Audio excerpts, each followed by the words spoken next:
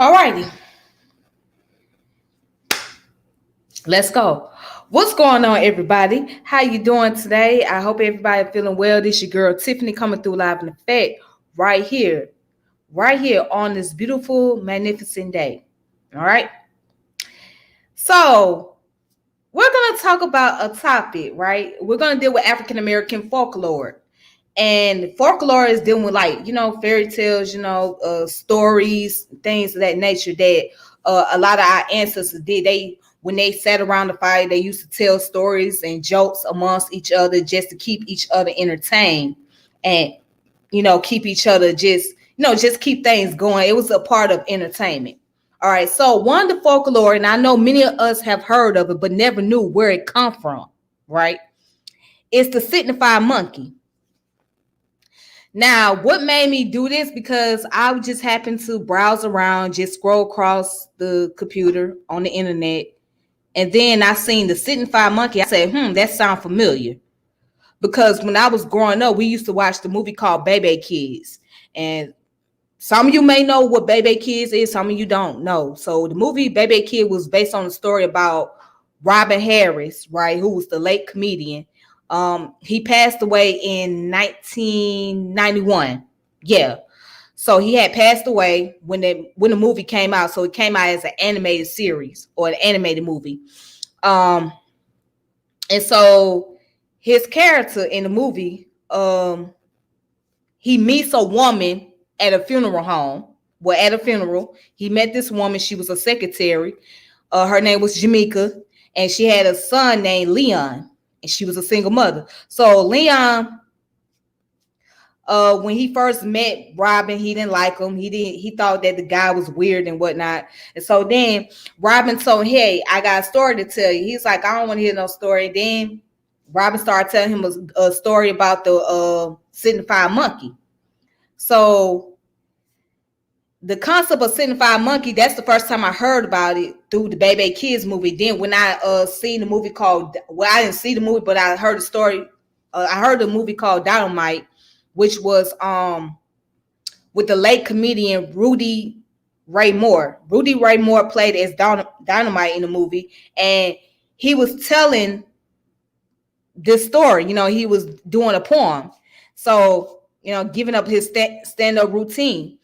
And that's where the concept of the whole Signifying Monkey came into place.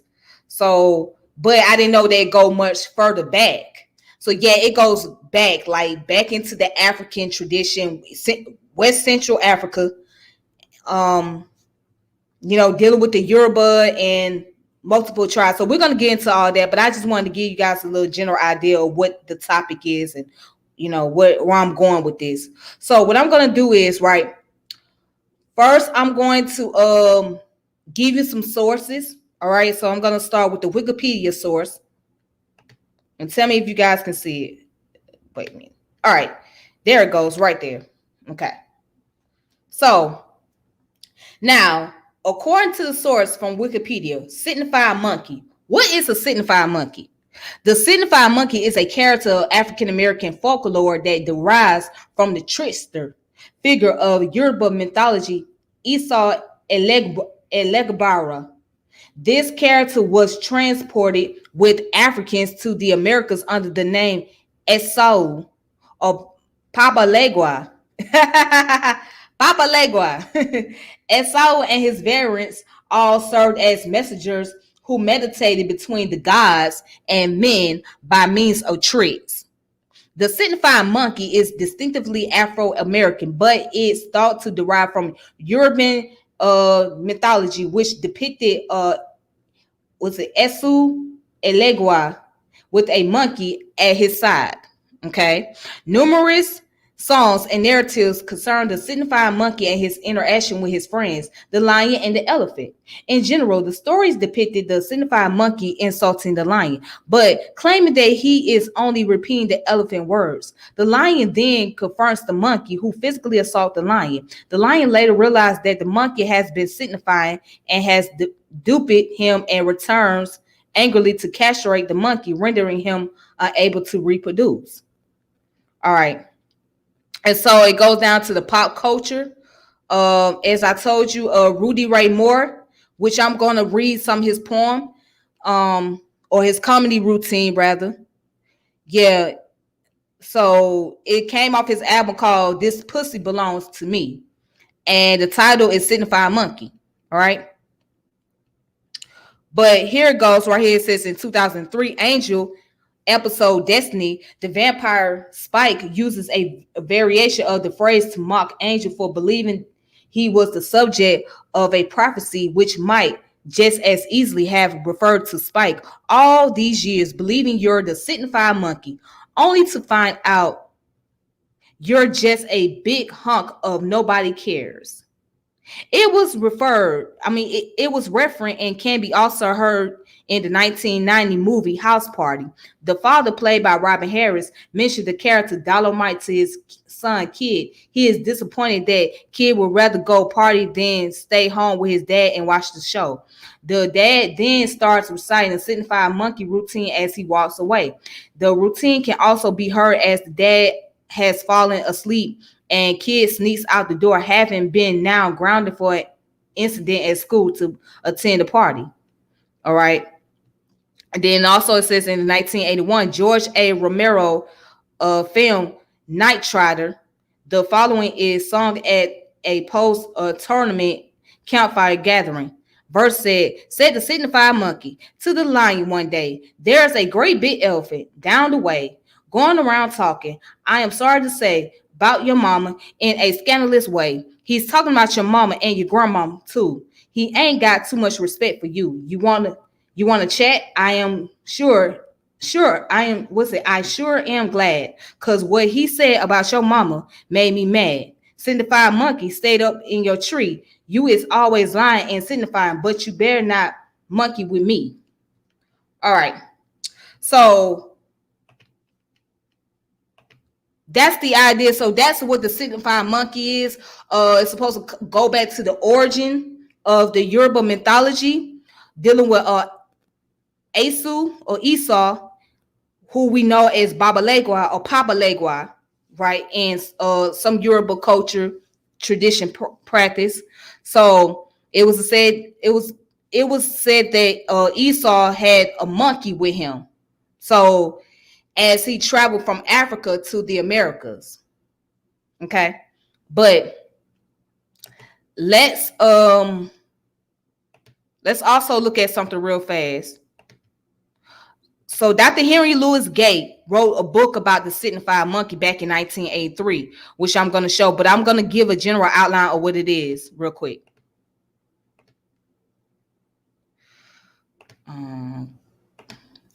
All right, hopefully you guys can see my screen. There we go. Okay, so it goes on to say, the signifying monkey, a theory of African American literary criticism, is a work of literary criticism and theory by the African American scholar Henry Louis Gates Jr., first published in 1988.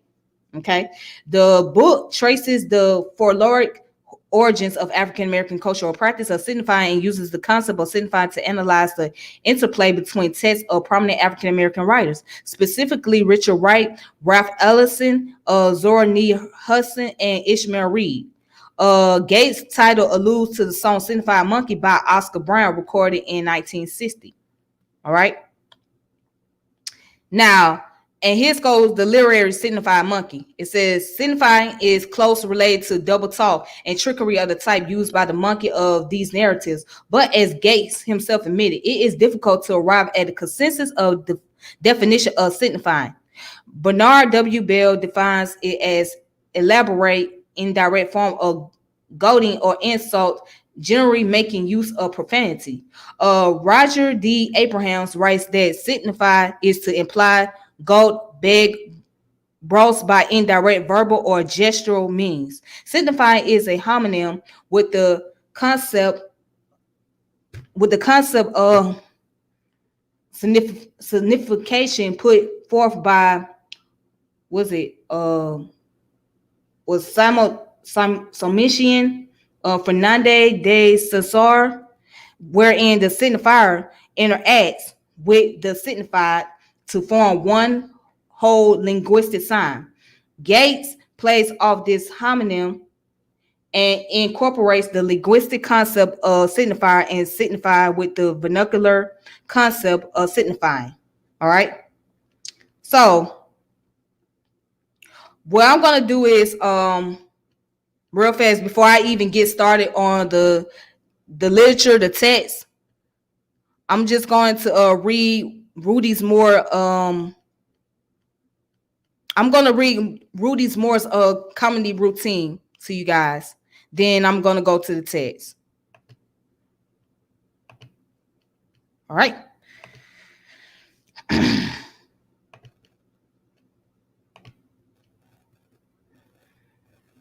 All right, here we go. There we go. There we go. All right, I hope you guys can see that. All right, so here goes. It's called the Signifying Monkey.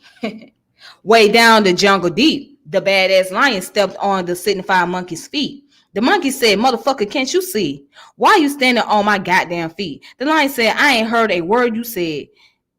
If you say 3 more, I'll be stepping on your motherfucking head."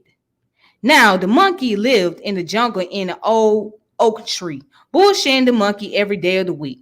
Well, every day before the sun go down, the lion would kick his ass all through the jungle town. But the monkey got wise and started using his wit. Said, "I'm going to put a stop to this old ass kicking shit." So he ran up on the lion the very next day, said, "Oh, Mr. Lion, there's a big bad motherfucker coming your way. And when you meet, it's going to be a goddamn scene. And wherever you meet some ass is bound to be." Said, "He's somebody that you don't know. He just broke loose from the Wrangling Brothers show." Said, "Baby, he talked about your people in a hella way. He talked about your people till my hair turns gray. He said your daddy's a freak and your mama's a whore. He said he spotted you running through the jungle, selling asshole from door to door. Said your sister did the damaged trick. She got down so low and sucked on an earthworm's dick. He said he spotted your niece behind a tree, screwing a motherfucking flea. He said he saw your aunt sitting on the fence, giving a goddamn zebra a French. He talked about your mammy and your sister Lou. Then he started talking about how good your grandma screw. Said your sister's a prostitute and your brother's a punk. And said, "I'll be damned if you don't eat all the pussy." Oh, you see, every time you get drunk, he said he cornholed your uncle and fucked your auntie and your niece. And next time he see your grandma, he gonna get him another good piece. He said your brother died with the whooping cough, and your uncle died with the measles, and your grandpa died with a red chunk up in his ass. Said he was going on home to Jesus, and you know your little sister that you love so dear that I fucked her all day for a bottle of beer. So, Mr. Lion, you know that ain't right. So wherever you meet the elephant, be ready to fight. So the lion jumped in a hell of a rage like a young cocksucker full of gag. He let out a roar, tail shot back like a 44. He went through the jungle, knocking down trees, kicking giraffes to their knees. Then he ran up on the elephant, talking to the swine, said, "All right, you big bad motherfucker, it's gonna be your ass or mine." The elephant looked at him out of the corner of his eye, said, "All right, go ahead. All right, go ahead. home, you little funny bunny motherfucker, and pick on somebody your own size. The lion jumped up and made a fancy pass. The elephant sidestepped him and kicked him dead in his ass. He bust up his jaw, fucked up his face, broke all four legs, snatched his ass out of place. He picked him up, slammed him to the tree. Nothing but lion shit as far as you could see. All right, and I'm going to read one last part of this. He pulled out his nuts, rolled them in the sand, and kicked his ass like a natural man. They fought all that night and all the next day. Somehow the lion managed to get away. All right. So that's the little excerpt from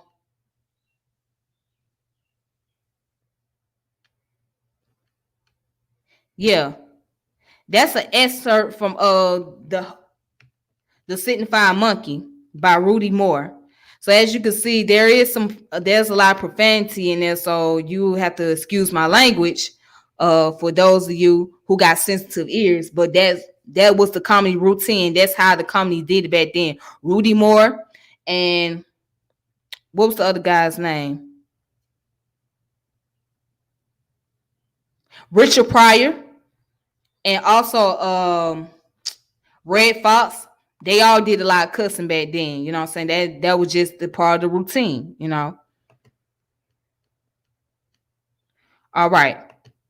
So think of that as the signifying monkey representing the monkey that was roasting people, talking shit. Okay. So the signifying monkey in this poetry was clapping back at the lion for the lion fucking with him. So the lion took his anger out on the elephant, and after him, the elephant got to fight. He found out that the elephant ain't do it, so he went back to the monkey and sucked revenge on the monkey. So the monkey got away with just talking a whole bunch of shit and getting the lion to be riled up in anger, just so the lion come back to him and give him a payback. So that's where the form of roasting that's where the form of roasting come from. You know what I'm saying? So, you know, roasting start off as a folklore thing, then becomes something real. It's like we tell jokes, you know what I'm saying? So you make fun of other people nowadays, you know what I'm saying? Even with freestyle battles, you know what I mean? So yeah, it could be a serious moment with the freestyle battles, but at the same time, it's just part of roasting. You know what I'm saying? It's part of cracking jokes on people, you know? But it can get real serious though. It you know what I mean? Because you got people who can be very sensitive about particular subject matters. But yeah, that's what they did, and that's how they entertain each other, by telling jokes and by keeping the crowd going and whatnot. So that's that. Oops. Hold on. What just happened? Okay. So that's that. Also, I just want to show you guys something else real quick. So let's get into more detail of the story about the monkey and Esau, also known as Paba Legua. Okay.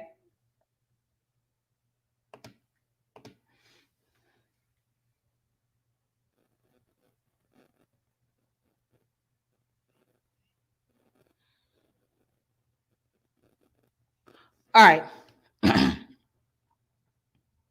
Let's see. Let's go over here. Okay.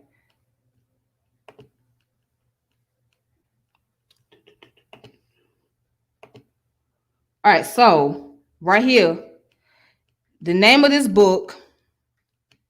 Now I'm gonna go back to the page number. The name of this book right here is called The Signifying Monkey, a Theory of African American Literary Criticism. All right. And it was written by Dr. Henry Louis Gates.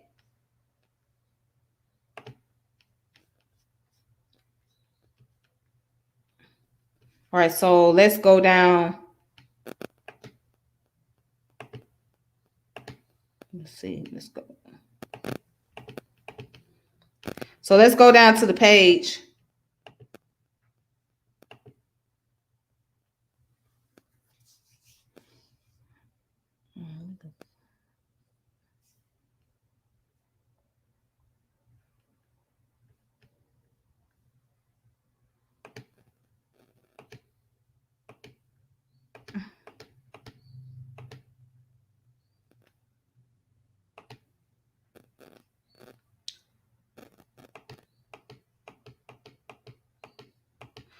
All right, just give me a second. I'm trying to find the page number.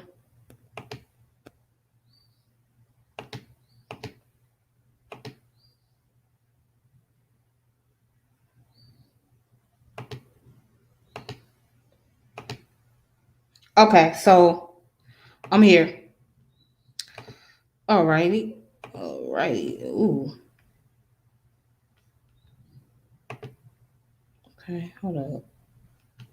Let me pull this up. Okay, so right here on chapter 1, it's called A Myth of Origins. Esau Elabara and the Signifying Monkey. Okay, and here's one of the traditional proverbs. It goes like this: Esau, do not undo me. Do not falsify the words of my mouth. Do not misguide the movements of my feet. You who translate yesterday's word into novel utterance, do not undo me. I bear you sacrifice. Okay. Ah, yes, Eju played many tricks. Eju made kindred people go to war. Eju pawned the moon and carried off the sun. Eju made the gods strive against themselves, but Eju is not evil. He brought us the best there is. He gave us the Ephah oracle. He brought the sun, but for Eju, the fields would be barren. Traditional Oriki Esu or Esau. Through Harlem smoke, a beer, and whiskey, I understand the mystery of Signifying Monkey. In a blue haze of inspiration, I reach to the totality of being. Larry Neal, Malcolm X, and autobiography. All right, so it goes on to say the black Africans who survived the dreaded Middle Passage from the west coast of Africa to the New World did not sail alone. Violently and radically abstracted from their civilization, these Africans nevertheless carried within them to the Western Hemisphere aspects of their culture that were meaningful, that could not be obliterated, and they chose by zoom this out. Okay, they chose. Who was I?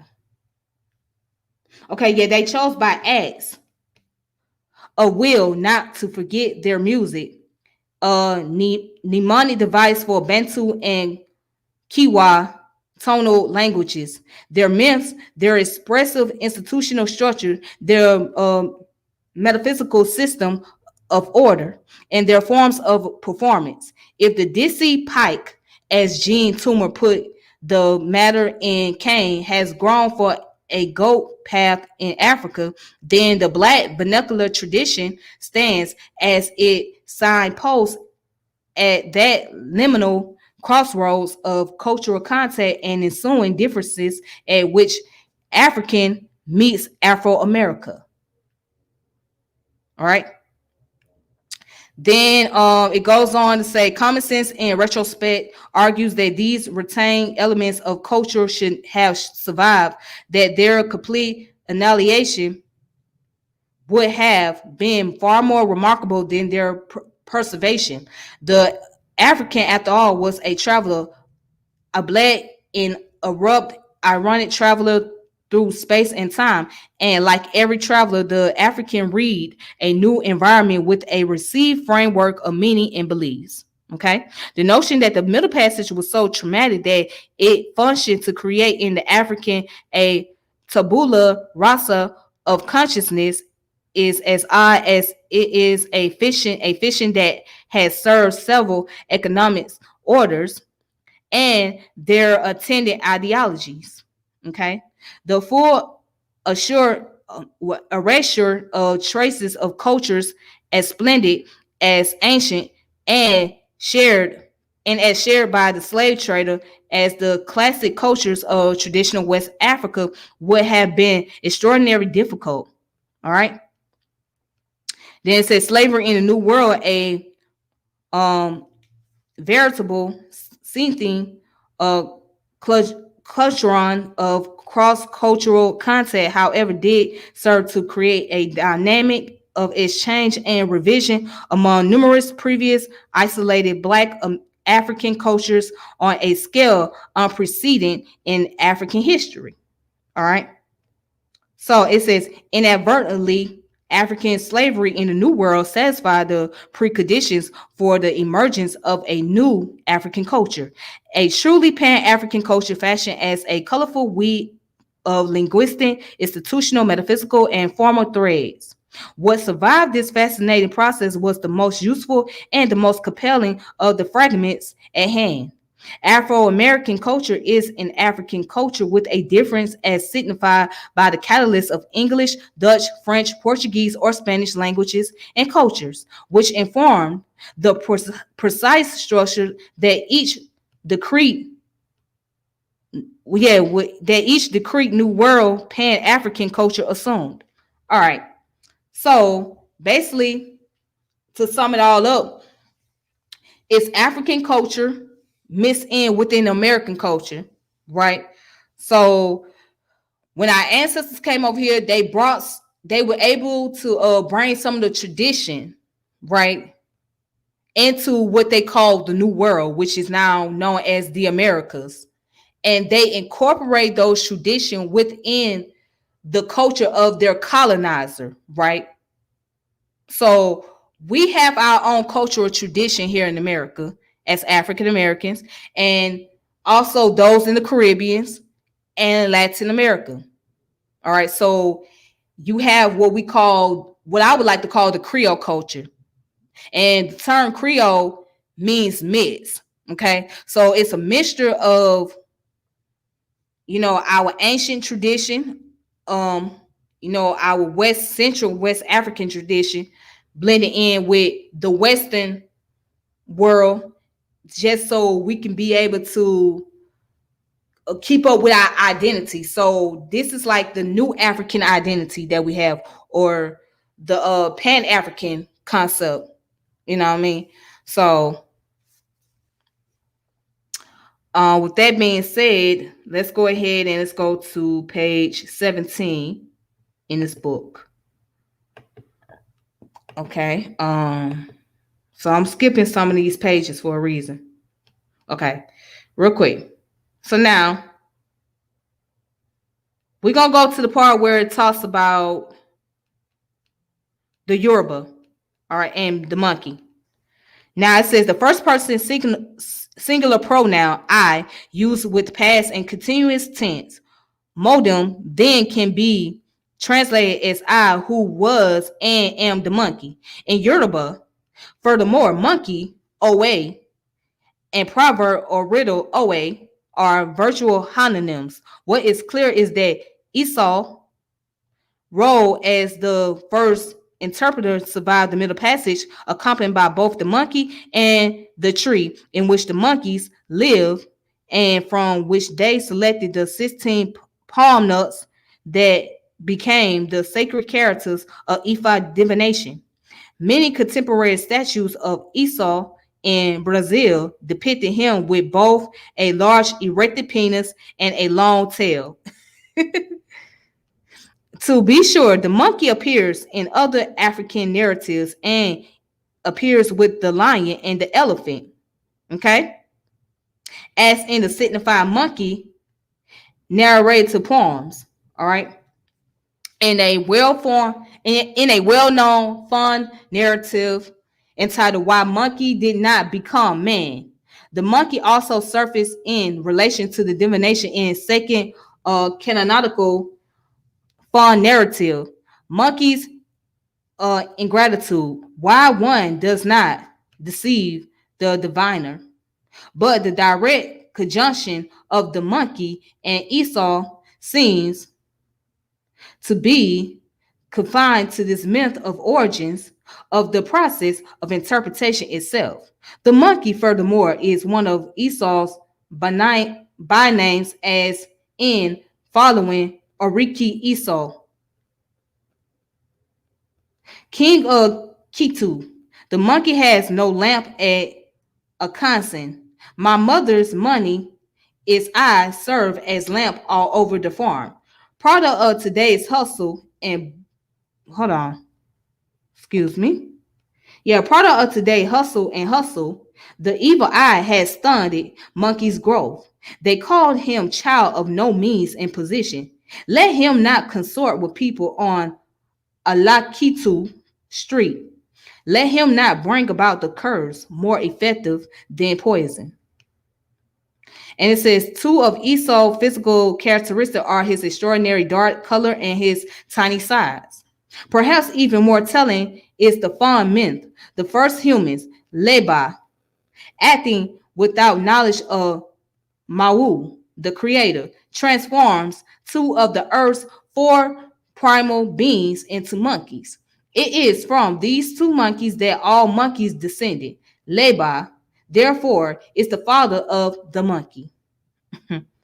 There is a fascinating conflation of the monkey and Isu in Afro-Cuban mythology. This occurred in the figure of the, was it Gluje or Jeglu, a black trickster Topos whose identity has not yet, to my knowledge, been satisfactorily defined. The literature of the Gluje, or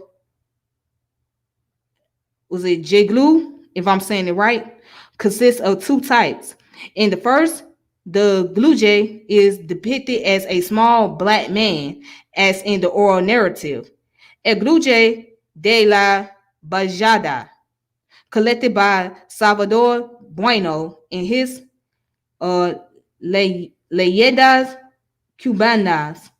The two signal physical characteristic of Esau, as I have said above, as his extraordinary dark color and his tiny size. The other form that the Gloge assumes, generally in poetry rather than in narrative, is the Juze or monkey. To follow Radillo's poem, The Song of the Jule, helps us to resolve the mystery of this conflated trickster's origin. All right, and so I'm going to read down a little bit. It said the Juge, Radillo informs us, was born in Oriente Province, that curious Cuban site or Cladron, at which the Yoruba culture met European Hispanic culture to produce a novel mixture. The Jugre was born in Oriente. The Jugre came from the waters by the edge of the lagoon while the children bathed. All right, and it says his emergence from the waters suggests his African origins. Among the Jugre physical characteristics are his dark color, his pointed teeth, and his long hair. The color and sort of hair that are characteristic description of Isu. All right. So it says a dark Jugre is watching with great length of hair. His teeth are pointed and his intentions are sharp. All right. So that's coming from the book of The Signifying Monkey, a theory of Afro-American literary criticism. Let me see.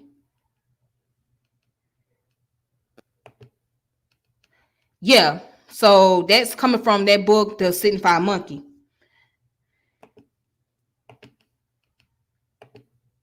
So as you can see, and if you want to check it out, let me see. I'll show you the title.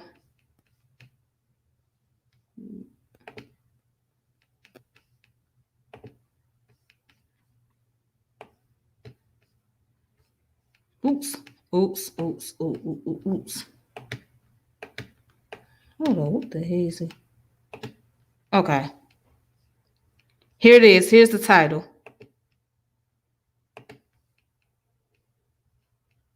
The Signifying Monkey. And then also there's other information that deals with the criticism regarding to the book itself. So there's Dr. Henry Louis Gates and his and you can find this on the University of Chicago Press Journal. It's called The Blackness of Blackness, a critique of the sign and the signifying monkey by Dr. Henry Louis Gates, June of 1983. All right. And it says, signification is the nigger's occupation. That's traditional. Because be careful what you do, or Mumbo Jumbo, God of the Congo, and all of the other gods of the Congo. Mumbo Jumbo will hoodoo you. Mumbo Jumbo will hoodoo you. Mumbo Jumbo will hoodoo you. Vachelle Lindsay, the Congo. All right. And so let's go down to the signifying definition. All right, real quick. It says, perhaps only Tar Baby is an enigmatic and compelling a figure from Afro-American mythetic discourse as is that oxymoron. The signifying monkey, the ironic reversal of a received racist image of the black as smelling like the signifying monkey, he who dwells at the margins of discourse, ever punning, ever trapping, ever embodying the ambiguities of language, is our throat of repetition and revision. Indeed, is our throat of Chemias itself, repeating and simultaneously reversing in one depth and corrosive act. If Vico and Burke or Nietzsche, Paul Deman, and Harold Bloom are correct in identifying master tropes, then we might think of these as the master's tropes. And of signifying as the slave's trope. The trope of tropes, as Bloom characterized, was it metalepis, a trope reversing trope, a figure of a figure. Signifying is a trope that subsumes other rhetorical tropes, including metaphor, metonymy, synecdoche, and irony, the master tropes, and also hyperbole, little types, and metalepsy. Bloom supplement to Burke. To this list, we could easily add Apora, Chemias, and Cateresis, and all of which are used in the ritual of signifying. All right. There's a lot of technical words in there I ain't never heard of. So, anyways, the Black tradition has its own subdivision of signifying, which we could readily identify the typology of figures received from classical and medieval rhetoric, as Bloom has done with his map of misprison. In Black discourse, signifying means modes of figuration itself. When one signifies, as Kimberly W. Pension puns, one tropes a dope. The Black rhetorical tropes subsumed under signifying would include marking, loud talking, specifying, testifying, calling out of one's name, sounding, rapping, and playing the dozen. All right. So it says, let us consider receive definition of the act of signifying and of Black mythologies, archetypal signifiers. The signifying monkey. The signifying monkey is a trickster figure of the order of the trickster figure of Yoruba mythology. Esau Elabara in Nigeria, and Leba among the Fawn in Dahomey, whose New World figuration, Ezu in Brazil, Echu Egluga in Cuba, Pabaleba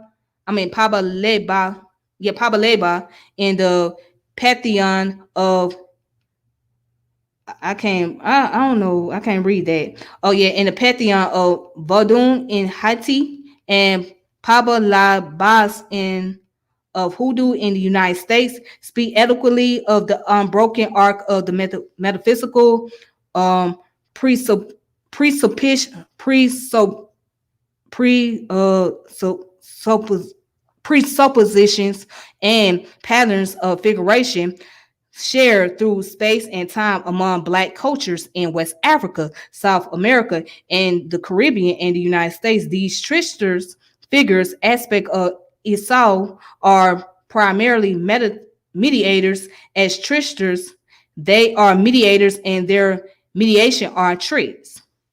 Okay. And so again, this coming from the article of the University of Chicago Press Journals. It's called "The Blackness of Blackness: A Critique in the Sound of Signifying Monkey" by Henry Louis Gates, which was written in 1983, and this was before he wrote the book in itself. So you can also check that out too. Okay. All right. So anyways, with that being said, that's all for today. I thank you guys for watching the video. And if you guys want to go ahead and share this video, you're more than welcome to do so. And if you have not subscribed to my YouTube channel, please make sure you do that. Subscribe and hit the notification bell. And also, what else I was going to say? Yeah, subscribe and hit the notification bell and like the channel. Make sure you share the channel with people, and that's that. So with that being said, I hope you all have a wonderful day. Thank you all for tuning in. So may peace and power elevation be to you all. And until next time, we will reconnect. All right. Thank you.